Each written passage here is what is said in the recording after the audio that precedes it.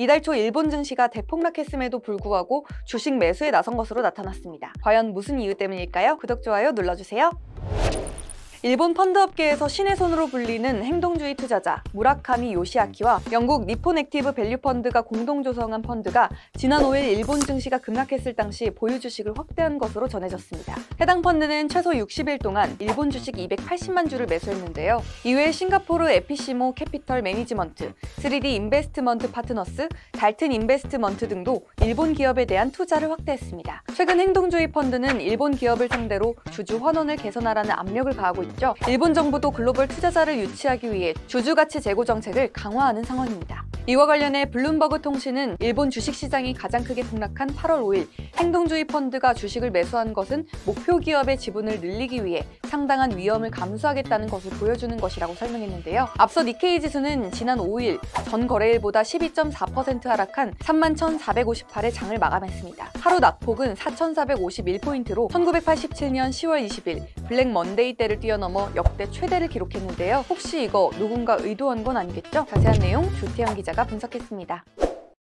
최근에 전 세계 시장에 큰 충격을 줬던 사건이 있습니다. 이른바 블랙 먼데이죠. 당시에 전 세계 증시가 동시다발적으로 굉장한 약세를 보였습니다. 이후로는 미국 시장을 중심으로 빠른 회복세를 기록하고 있는데요. 왜 이렇게 당시에 큰 타격을 받았냐, 여기에 대해서는 여러 이야기가 나오고 있습니다. 오늘은 다소 교과서적인 이야기, 개론적인 이야기를 전해드리려고 하는데요. 재미삼아 들어주셨으면 좋겠습니다. 펀더멘탈 외적으로 가장 크게 거론되는 것은 역시 엔캐리 트레이드를 들 수가 있겠습니다. 이 캐리 트레이드라는 거는 금리가 싼 곳에서 돈을 빌려가지고 다른 나라의 자산에다가 투자하는 그런 투자 기법을 말하는데요. 일본은 오랫동안 제로 금리를 이어갔기 때문에 일본에서 돈을 빌려서 투자하는 이른바 엔캐리 트레이드가 가장 유명하게 우리에겐 알려져 있습니다. 그런데 이 엔캐리 트레이드에 대해서도 의견이 지금은 많이 엇갈리고 있습니다. 당시에 이게 영향을 미쳤던 거는 분명한 사실인데요. 대체 그렇다면 엔캐리 트레이드의 이 규모가 얼마나 되는지 이런 거에 대한 명확한 어떤 통계 같은 것들이 없기 때문입니다. 대체로 일본에서는 수천조 원 정도로 추산을 하고 있는데요. 그렇다면 이 엔캐리 자금들이 얼마나 청산이 됐냐, 이 부분에 있어서도 역시 물음표가 많다고 할 수가 있겠습니다.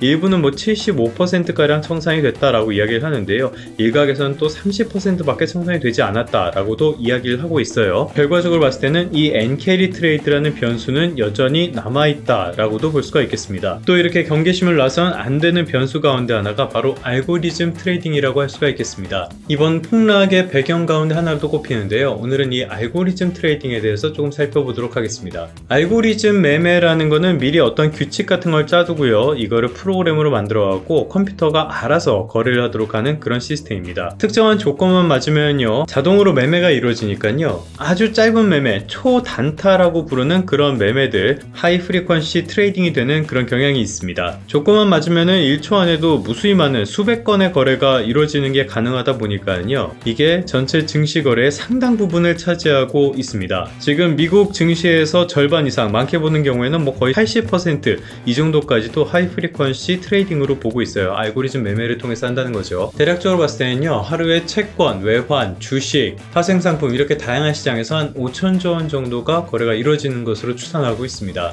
자, 사실 이런 거는 여러 가지 장점 그리고 단점을 가져오게 됩니다. 장점이라고 하면은 정해진 규칙에 따라서 대응을 하니까요, 아주 신속하게 대응을 할 수 있다는 점을 하나 들 수 있겠고요. 그리고 가끔 문제가 되는 패핑과 같은 실수에 따른 문제들, 이런 것들을 방지할 수 있다는 점은 분명히 장점이라고 할 수가 있겠습니다. 그러니까 위험을 회피하는 수단이 될 수 있다는 건데요. 이른바 감정을 배제하고 수치와 통계만 보고 투자하는 방식, 이런 것들을 퀀트 투자라고 하는데, 이런 퀀트 투자가 극대화된 형태라고도 할 수가 있겠습니다. 그런데 반대로 단점도 당연히 여러 가지가 있어요. 무엇보다 이게 정해진 규칙대로 움직이니까 과도하게 움직이는 경향이 있다는 점, 이런 거는 분명히 단점으로 꼽을 수가 있겠습니다. 예를 들어서 경기 침체에 대한 우려가 불거졌다. 그러면 실제로 침체인가? 이 부분은 따지지 않고요. 나타난 한 가지 지표만으로도 너무 과도하게 반응할 수 있다는 뜻입니다. 이런 현상을 벡터 독이라고 하는데요. 그러니까 개가 꼬리를 흔드는 게 아니라 꼬리가 개를 흔드는 꼴이라는 뜻입니다. 최근 들어선 대형 종목들이 별 이유도 없이 급등락을 하는 그런 흐름들도 감지가 자주가 되고 있거든요. 있거든요.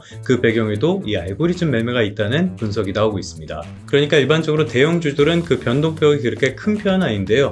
별 이유도 없이 갑자기 주가가 확 가라앉는 그런 플래시 크래시 현상 같은 것들, 이런 이례적인 현상에도 알고리즘 매매가 그 배경일 수 있다는 뜻입니다. 우리나라에서는 이 알고리즘 매매의 비중이 그렇게 크지는 않은 것으로 알려져 있습니다. 알고리즘 매매라는 게 특성상 기관 같은 데서 많이 사용하는 방법인데요. 우리나라는 주식시장에서 개인의 비중이 굉장히 높잖아요. 그렇기 때문에 알고리즘 매매가 그렇게까지 많지는 않은 것으로 알려져 있는데요. 다만 세계시장과 우리나라 시장을 떼놓고 생각할 수는 없기 때문에 세계시장에 이런 것들이 영향을 미치면 우리도 간접적으로는 영향을 받을 수밖에 없습니다. 이게 시장을 조금 떠나 생각을 해보자면요. 주주 우선주의가 과연 옳은 것인가, 이런 부분에도 조금 시선이 가볼 수가 있겠습니다. 기업의 주인은 당연히 이 주주고요. 주주 우선주의에 따르면 주주의 부를 극대화하는 것들, 그러니까 주가를 올리는 게 기업 경영의 목적이라고 할 수가 있는데요. 그런데 이렇게 알고리즘 매매를 통해서 주식을 산 주주들을 보면은 1초 동안 이 회사의 주인인 경우들도 무수히 많습니다. 그렇게 되면은 주주 우선주의가 과연 맞는 것인지, 이런 데에 대한 근본적인 의문이 들 수밖에 없다는 뜻입니다. 그렇다면 이제 알고리즘 매매에 따른 시장 충격, 앞으로는 어떻게 될 것인가, 이 부분도 한번 살펴봐야겠죠. 결론부터 말씀을 드리자면 기본적으로 이런 변동성은 앞으로 더 늘어날 수밖에 없다고 보고 있습니다. 알고리즘 매매가 확대되는 추세고요. 그리고 인공지능, 빅데이터의 발전에 따라서 이 알고리즘 매매 자체가 더 확대되는 추세, 이런 것들은 막을 수가 없기 때문인데요. 여기에 미국 경제를 둘러싼 어떤 침체 우려 같은 것들, 이런 것들이 여전히 있다는 점, 이런 것들도 영향을 미칠 수밖에 없습니다. 앞서 살펴본 것처럼 사소한 변수에도 크게 흔들릴 수 있는 변동성을 키울 수 있는 게 바로 알고리즘 매매니까요. 이거는 비즈니스 인사이더에 실린 내용인데요. JP 모건의 분석을 담고 있습니다. 그러니까 최근에 있었던 그 블랙 먼데이 사건, 이거는 앞으로 다가올 어떤 조정 같은 거에 예고편일 수도 있다는 뜻이에요. JP 모건의 논리는 이렇습니다. 당시에 발생한 주식 투매, 이런 것들을 살펴보면요. 경기 침체 우려가 하나가 있었고요. 그리고 캐리 트레이드 해소 같은 이 두 가지의 굉장한 우려 같은 것들이 겹치면서 시장이 이거를 소화해내기가 어려웠다는 겁니다. 그러니까 일시적인 지표 변동에 너무 과잉 반응을 했다는 뜻이기도 한데요. 앞으로 캐리 트레이드에 대한 이런 우려 같은 것들 더 커지지는 않을 것으로 분석을 했습니다. 다만 경제 자체, 여기 성장에 대한 우려 같은 것들은 앞으로도 나올 수 있다라고 전망을 했는데요.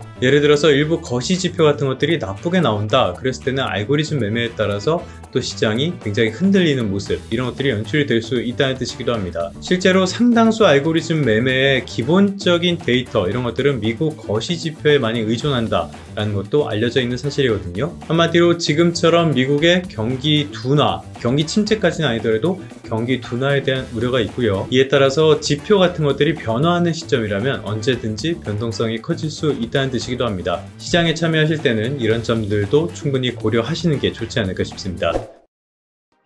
그러면 성공 투자하시고요. 다음 시간에 다시 뵙도록 하겠습니다.